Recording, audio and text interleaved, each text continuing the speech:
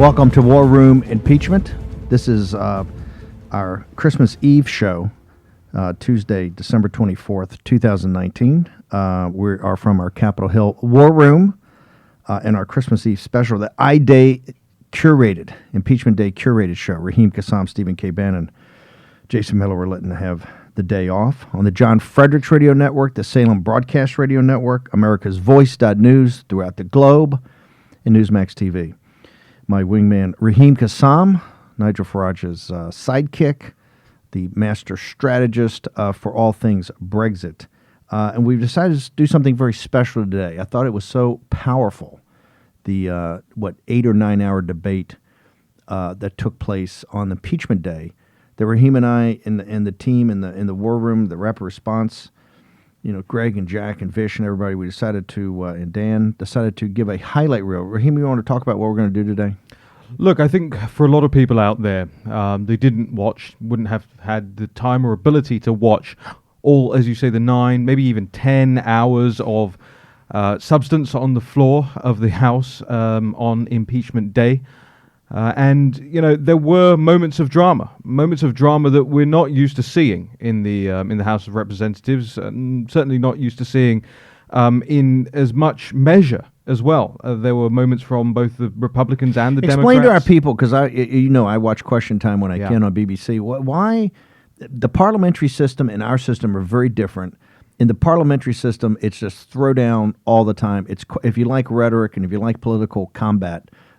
It's great to see. What's the difference between Commons and the House of Representatives? Because the founders did try to get it to be kind of alike, but not totally alike. Yeah, that's right. I mean, our political systems have a lot in common, but they also have some refinements that your founders made. And while they wanted the robustness of debate in the chamber, they didn't quite want it to be as mucky and as much of a throwdown as the House of Commons chamber is. Now, in recent decades, the House of Commons chamber has become a little bit less of that. They replaced one of the bars on site with a creche. With somewhere with a nursery that people can drop their kids off. We've had breastfeedings in the House of Commons chamber. Now you're saying just having a bar not open at all times has made things a little more sedate. Oh, there are more bars, but I'm just saying they replaced one. But it has changed the dynamic. The last Speaker of the House, John Bercow, changed a lot of tradition. He stopped wearing the robe, started wearing the suits, and has kind of been quote unquote modernizing it. So you're starting to lose a little bit of the intrigue that comes out of the House of Commons chamber, but you did see a lot of it coming out in the House of Representatives on impeachment day. Yes. These guys in the UK, and you see it in other parliaments all around the world, right? They shout at each other, scream at each other, wave the papers at each other.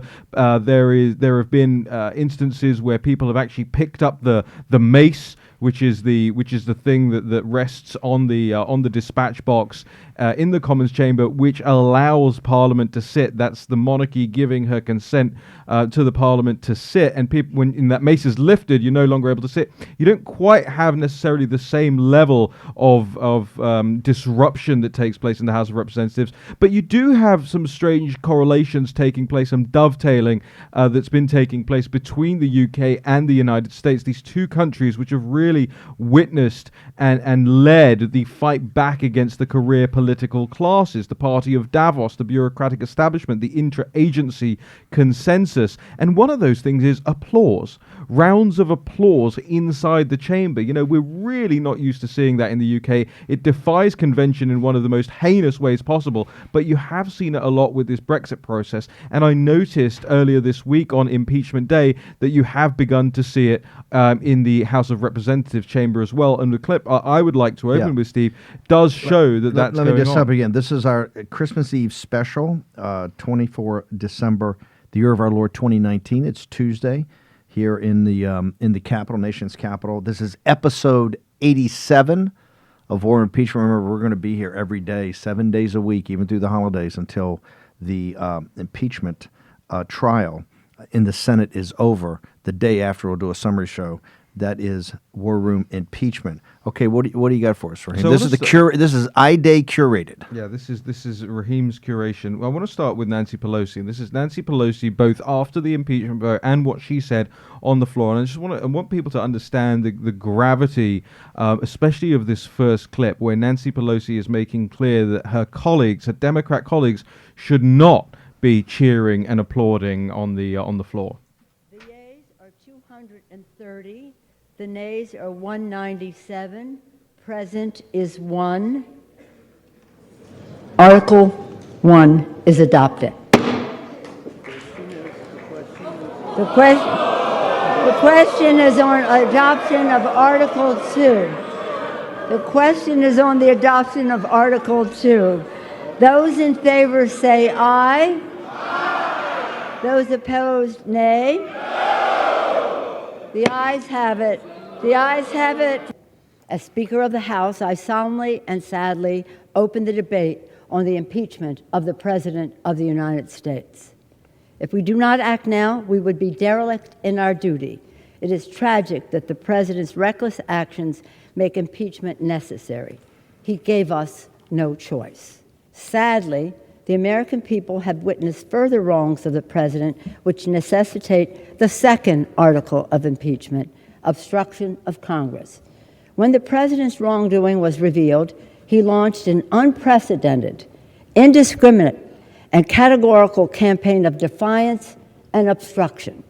Never before in the history of our nation have we seen a president declare and act if he is above the law. The president goes even so far as to say and act on this absurdity when he says, Article 2 says I can do whatever I want. I just want to just recap on that. So you heard at the very beginning there, that was when the You started at the passed. end, which kind of threw me. You started Yeah, because yeah, you yeah. wanted This to because you wanted to show her. She was a little rattled when they started to applaud and started to get loud, and she had told him beforehand, don't do that. They start to applaud. You hear maybe 2-3 claps, and she holds up her papers and points over to her own side, and then whips the papers as in, like, cut it out.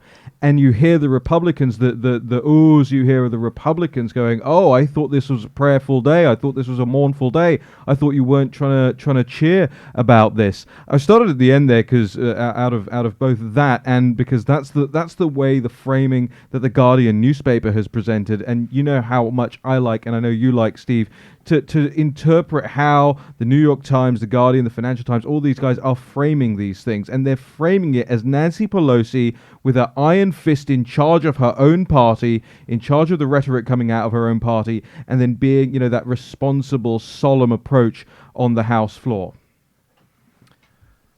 I love it. What do you want to get to next? Well, I want to... By the way, she started with the solemnity, the whole thing with with laying out, trying to embrace the Constitution, trying to embrace the Declaration of Independence, the Pledge of Allegiance, all of that. She read the Pledge of Allegiance on the floor there. She had signage next to her of the American flag, and a quote underneath it just read, "To the Republic for which it stands." And this is something that she repeated for emphasis. Yes, she said, to the Republic for which it stands. This is something they've kept on repetition the last couple of weeks, is the Republic. The Republic. How many times now, Steve, have we heard them invoke Benjamin Franklin? A republic, if you can keep it. I don't necessarily quite understand why that, of all things, they're going for. I wonder if you can explain. Am I not getting this as an Englishman? No, it was because it's a landmark statement. Every film that's been done about it, he walks out, talks to a woman, asking him, and says, "A republic, if you can keep it." It's just a seminal moment. That's why it was used so much during the day. But I always understood it to be slightly derogatory from Franklin, rather than an encouragement to keep your republic. No, I think it was a warning. Not derogatory, a warning. See, I thought it was more like, you're never going to be able to keep it anyway. It's a kind of a roll eyes comment. That's because you're a dour Englishman. We're Americans. We're optimistic, right? I'm being too cynical about that. Yeah, you're a glass half empty guy. We're a glass half full. Yeah, I mean, look, over the course of this show, we're gonna play the best of clips from the I Day, from Impeachment Day itself, and what we'll get to after the break is going to be Donald Trump's reaction, President Trump's reaction from that stage in Battle Creek, Michigan. This was an hour plus speech that he gave in Battle Creek. We'll hold that maybe until we get back. That's right. We got to take a break. Tell people how you get 24 hours, even over the holidays. In fact, after that Christmas dinner, when you've had enough family time, at least for the day, and you want to go check some news out, how do you get there? The tryptophan is kicking in, and maybe you're feeling like you want to listen to some dulcet tones talking about impeachment. You can go to warroom.org and get the podcast on iTunes, on Google Play, on Stitcher, on Spotify, on SoundCloud. We're also on YouTube. You can search YouTube for us and make sure that you're obviously subscribed. We put out a daily newsletter at warroom.org as well, which is the top lines of the day. It's not one of these boring National Review emails with 70,000 words and all this legalese in it. Yeah. It's to the point. It's punchy. You're going to want to subscribe at warroom.org. Okay, let's go sell some ads, and we're going to be back with our Christmas Eve special War Room, episode 87. Back in a moment. Bannon, Miller, Kassam. War Room, Impeachment. On the John Fredericks Radio Network. Tuesday, December 24th, the year of our Lord 2019. It's Christmas Eve, episode 87, War Room Impeachment, our special Impeachment Day curated by Raheem Kassam. Let's go right to, we got so many tapes we want to play. Let's go right to President Trump. Do worse than that. By the way, it doesn't really feel like we're being impeached, do you? The country is doing better than ever before. We did nothing wrong. So that's the framing. It's Nancy somber on the House floor telling her colleagues to shut the heck up when they start applauding, and then you've got President Trump. And we're doing it for the Republic. Yeah, exactly. President Trump, big, bolshy, undeterred in Battle Creek, Michigan last night, on the night of I-Day, rather. Yeah. Okay, let's go to, now we're going to see the political combat that took place in the well of the House. Madam Speaker, I want to thank the gentleman for yielding. Madam Speaker, I rise with a heavy heart to support this resolution. When we came to Washington in 1961 to go on the Freedom Rise, we chose that day. When we came here on August 28, 1963, for the March on Washington, it was joyful. We met with a young president, President John Fitzgerald Kennedy. When we came here on August 6, 1965, for the signing of the Voting Rights Act, we were excited, hopeful. We met with President Lyndon Johnson, but today, this day, we didn't ask for this. This is a sad day. It is not a day of joy. Our nation is founded on the principle that we do not have kings, we have presidents. And the Constitution is our compasses. When you see something that is not right, not just, not fair, you have a moral obligation to say something, to do something. Our children and their children will ask us, what did you do? What did you say? For some, this vote may be hard, but we have a mission and a mandate to be on the right side of history. That was Congressman John Lewis. What do we got next? That teases up. It was some high rhetoric there. It's pretty powerful. Pretty powerful stuff. And, especially, our children will ask, what did you do? What did you say? That, I think, when you place that into context, it's a call with the Ukrainian president, a call about aid. It may have been a little bit over the top for that moment, but never doubt that it was a powerful moment. Let's run these as many as we can back to back to back. We'll try to identify folks afterwards. Yeah. President Trump doesn't want people coming here and going on welfare, and you hate him for it. President Trump wants able-bodied people on food stamps to try to work, and he's hated for it. President Trump renegotiated that rip-off trade agreement with Mexico and Canada, and it was let in place by President Bush and President Obama, and you hate him for it. President Trump sides with law enforcement instead of criminals, and murders dropped 1,000 people last year, and you hate him for siding with the police. President Trump lets Christian adoption agencies choose who they want to be parents, and you don't like him for that. President Trump won't let foreign aid go to agencies that perform abortions. You hate him for that. President Trump's judges stick to the Constitution. He's disliked for that. President Trump is keeping his campaign promises, and you hate him for that. I yield the remainder of my time. I rise today in support of House Resolution 755. As a CIA case officer, I used to meet with foreign nationals who were providing vital intelligence to help inform our hardest national security decisions and keep our country safe. These individuals from countries where leaders abused their power and defied the rule of law risked imprisonment and often their very lives in order to provide the United States with information to help us, to inform us. But why? It was their belief in the United States, their belief in our country, the longest standing democracy in the world, our country, a beacon of hope in the world, a democratic republic founded on a document, and the belief in the rule of law and a belief in its people. Today, I am proud to serve in the People's House, representing my hometown, and again serving our country, that beacon of hope in the world. And today, especially today, I reflect on the founding documents that have set us apart in the world, leading people across generations and across the world to risk everything because of their belief in our great nation. Today, especially today, I affirm my commitment to upholding and protecting the Constitution, the rule of law it defines, and the people it governs. Gentleman from Georgia. And a lot of these people only had like 90 seconds, so you hear a little bit of the procedural stuff under them. Let's keep going and go to Louis Gohmert.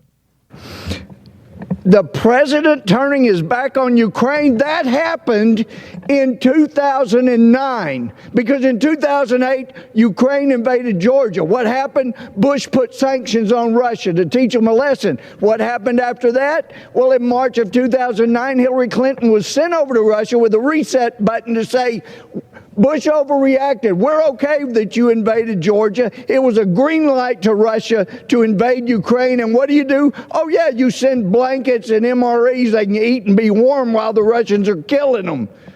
That is what the Obama administration did.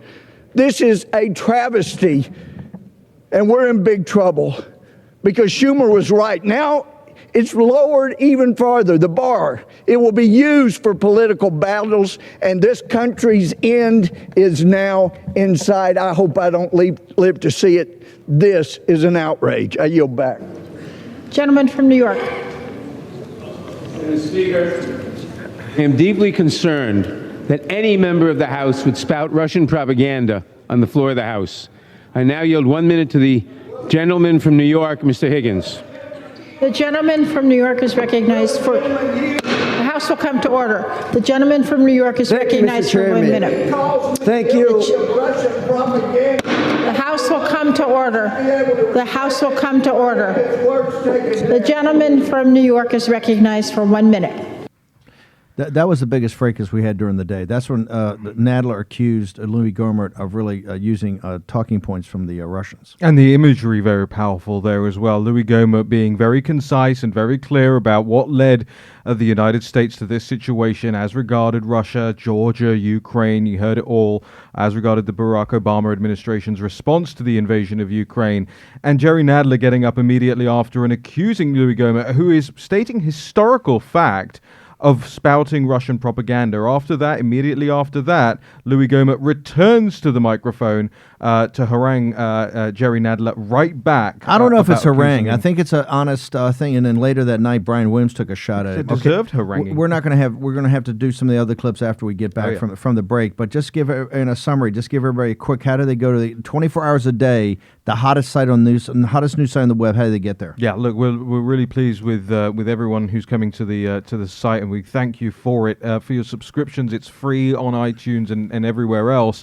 If you subscribe and leave us a review, it makes it more likely that other people find the podcast, that other people can subscribe to the podcast. And really, we're so grateful. We're already one of the top shows out there. Fast Company magazine said we're the best impeachment podcast out there. So keep going, keep sharing. We're really grateful for it. Okay, we're going to take a short break. Episode 87. Pay some bills. Come back. It's Christmas Eve in Washington, D.C.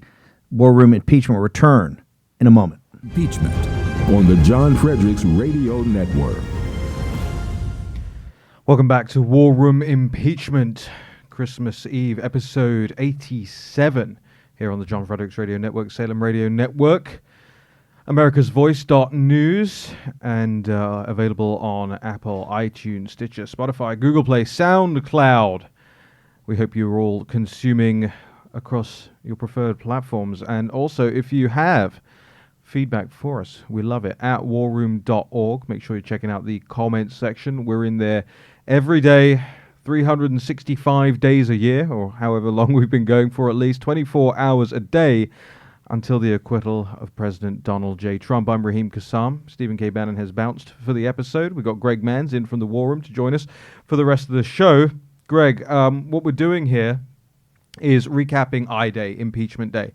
The earlier this week, the House passed those two, what one might call weak T articles of impeachment, the abuse of power and the obstruction of Congress, by margins pretty much along partisan lines, although you had some divergence within the Democrat Party. You had a couple of people voting for one and not the other. You obviously had Tulsi Gabbard voting present on both, which is a form of abstention, and a very interesting statement Tulsi Gabbard made. Maybe we can get to that clip later on in the show if we can. I want to just go back to the House floor. We just played Louis Gohmert and his clash with Chairman Jerry Nadler there, when Jerry Nadler accused him of Russian propaganda for stating what are simply just the facts of the matter, the facts of how we got to this Ukraine very strange impeachment crisis that involves a load of players that nobody ever heard of, nobody ever cared about, and that will never be heard from again,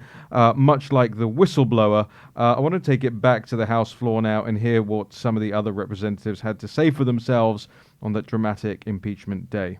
Before you take this historic vote today, 1 week before Christmas, I want you to keep this in mind. When Jesus was falsely accused of treason, Pontius Pilate gave Jesus the opportunity to face his accusers. During that sham trial, Pontius Pilate afforded more rights to Jesus than the Democrats have afforded this president in this process. I yield back. The president was given the opportunity to come and testify before the Judiciary Committee, to send his counsel, to question witnesses. He declined to do so. That was Rep. Barry Loudermilk invoking Pontius Pilate there. I want to go to Jim McGovern from the House. Our inquiry is simply to answer the following question. Did President Trump and his top advisors corruptly withhold official government actions to obtain an improper advantage in the next election? We now know through the hard work of our investigative committees and because of the president's own admission that the answer to that question is yes. The president withheld congressionally approved military aid to Ukraine, a country under siege, not to fight corruption, but to extract a personal political favor. President Trump refused to meet with Ukraine's president in the White House until he completed this scheme. All the while, leaders in Russia, the very nation holding a large part of Ukraine hostage, the very nation that interfered with our elections, had another meeting in the Oval Office just last week. The President of the United States endangered our national security. The President undermined our democracy. And the President, a successor to the same office as George Washington and Abraham Lincoln, betrayed his oath to preserve, protect, and defend the Constitution of the United States. These aren't opinions. These are uncontested facts. That was Jim McGovern on the House floor also. And let's dissect what we just heard, Greg. The Democrats very much going for the emotional plea. You know, they were wrapping themselves literally, as Alison Spanberger did in the Constitution. She wore a silk scarf with the Constitution on it. You heard at the top of the show what Nancy Pelosi had to say. What were your thoughts from Impeachment Day? Well, I think you made a good point during the evening show of Impeachment Day, talking about how the mainstream media was going to pick up Barry Loudermilk's reference to Pontius Pilate and Jesus, and they did exactly that. So to credit to you for picking up on that. Isn't that what he wanted, though? Exactly. He knew what he was getting. Yep. And what I mean, does that move the needle in any way? I mean, there are a lot of people out there for whom that would resonate, right? Yeah, definitely. The people in America's heartland where the president was the night of I-Day. People who actually own a Bible. Exactly, yep. There's not a lot of people on the left coast and in the Acela corridor with Bibles on their mantelpieces. But they were referencing it a ton during their House speeches. This is Barry Loudermilk's version of the Kanye West album, maybe, bringing Jesus back into everyone's thoughts when it comes to this. And CNN don't like it. The New York Times don't like it. The Financial Times doesn't like it. Yeah, and it was Morning Joe when the day after I-Day that had picked up on Loudermilk's reference there, and he was very... All right, we'll bring this right back with more commentary from Greg Mann's Raheem Kassam after this break. Bannon, Miller, Kassam. War Room, Impeachment. On the John Fredericks Radio Network. Welcome back to War Room Impeachment. It's Christmas Eve, ladies and gentlemen, December the 24th, the year of our Lord 2019. I'm Raheem Kassam with Greg Manns. We're broadcasting from the Breitbart Embassy here on Capitol Hill. It's been a very chilly Christmas time and a very frosty Christmas time as far as it has been in Congress. And we've been playing a lot of the clips that are the back and forths between congressmen on both sides, Republican and Democrat. We want to bring you all the news here. We're not just loading it up with the Republican points that were made on the House floor. I want to actually go to one of the standouts on the Democrat side, but not from the House floor, although her vote was certainly of consequence earlier this week, rather, on the House floor. Tulsi Gabbard, one of the presidential candidates, she voted present for both of those articles of impeachment, which, immediately after the vote, Nancy Pelosi kept a close hold on, said she wasn't immediately sending them to the Senate, waiting for the impeachment managers and the process. But Tulsi Gabbard had some interesting things to say about why she didn't vote with her party on this. I want to play that clip for you. Throughout my life, whether through serving in the military or in Congress, I've always worked to do what is in the best interest of our country. Not what's best for me politically, not what's best for my political party. No, I've always put our country first. One may not always agree with my decisions, but everyone should know that I will always do what I believe to be right for the country that I love. So after doing my due diligence and reviewing the 658-page impeachment report, I came to the conclusion that I could not in good conscience vote either yes or no. I am standing in the center and decided to vote present. I could not in good conscience vote against impeachment because I believe President Trump is guilty of wrongdoing. I also could not in good conscience vote for impeachment because removal of a sitting president must not be the culmination of a partisan process fueled by tribal animosities that have so gravely divided our country. So when I cast my vote in support of the impeachment inquiry nearly 3 months ago, I said that in order to maintain the integrity of this solemn undertaking, it must not be a partisan endeavor. Tragically, that's what it has been. On the one side, the president's defenders are insisting that he has done nothing wrong. They agree with this absurd proclamation that his conduct was, quote unquote, perfect. They've abdicated their responsibility to exercise legitimate oversight and are instead blindly doing the bidding of their party's leader. On the other side, the president's opponents insist that if we do not impeach, our country will collapse into dictatorship. All but explicitly, they accuse him of treason. This extreme rhetoric was never conducive to an impartial fact-finding process. Now, the founders of our country made very clear their concerns about impeachment being a purely partisan exercise. In the Federalist Papers, Alexander Hamilton warned against any impeachment that would merely, quote, connect itself with the pre-existing factions and enlist all their animosities, partialities, influence, and interest on one side or on the other. In such cases, he said, there will always be the greatest danger that the decision will be regulated more by the comparative strength of parties than by the real demonstrations of innocence or guilt. Donald Trump has violated the public trust. Congress must be unequivocal in denouncing the president's misconduct and stand up for the American people and our democracy.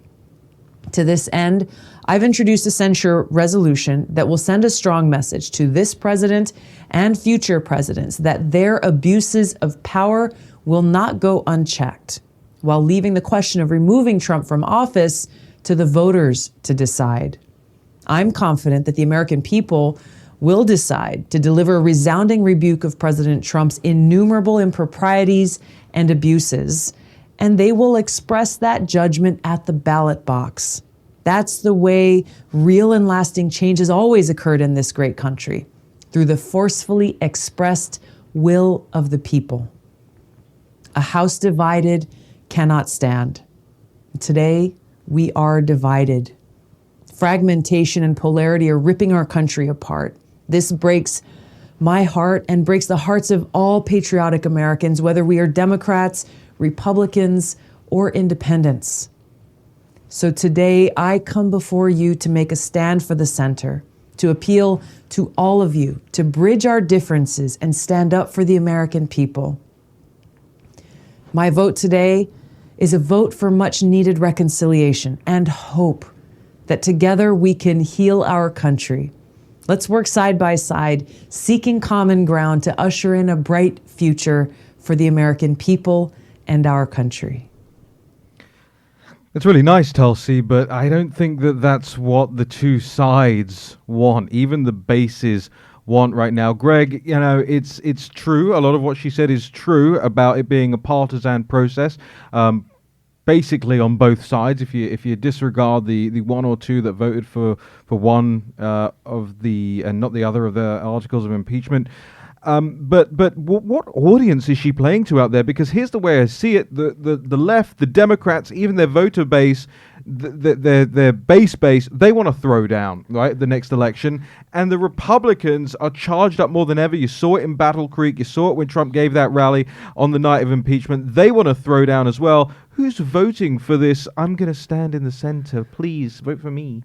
So I'm not sure if she's playing to a certain voter. I think she was playing towards the best interests of her presidential campaign. She's generating a ton of earned media out of this, and she's not running for re-election in Hawaii. So, but what's the use of earned media if it's an earned media that isn't appealing to anyone? I think it's just the fact that she's trying to get her campaign from month to month to pay the bills so that she can get to the convention and see what happens there. Yeah, I mean, there was some talk about her shaking hands with a Republican on the floor of the House when she voted president on that fateful impeachment day, and then leaving. I mean, I thought it was important to play that whole clip because it very much shows you where, at least as far as I'm concerned, where we're definitely not, and we're definitely not at a place where I think a Tulsi Gabbard can cut through the middle of the Republican and Democrat parties and become president. She's not going to find any support in her own party, in the Democrat Party, for this, Greg. No, I don't think so. The AOCs, the Rashida Tlaibs are the ones controlling the Democrat Party, and the Tulsi Gabbards are not anymore. We'll be right back with more on War Room Impeachment. Bannon, Miller, Kassam. War Room Impeachment. On the John Fredericks Radio Network. Welcome back to War Room Impeachment. Raheem Kassam, Greg Manns, Jason Miller, and Stephen K. Bannon taking a break here on Christmas Eve. Want to go back to the House floor.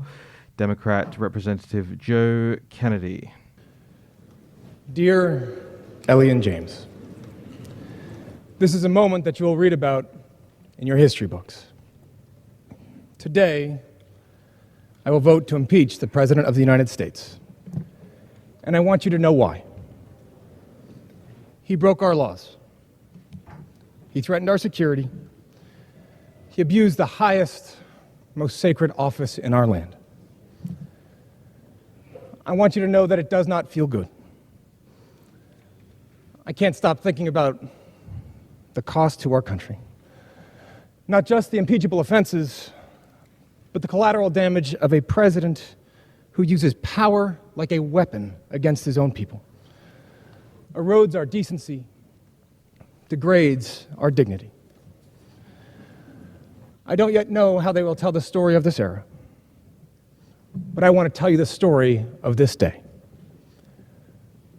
Let the record show that today, justice won, that we did our job, that we kept our word, that we stood our sacred ground. Let the record show that we did not let you down. I love you.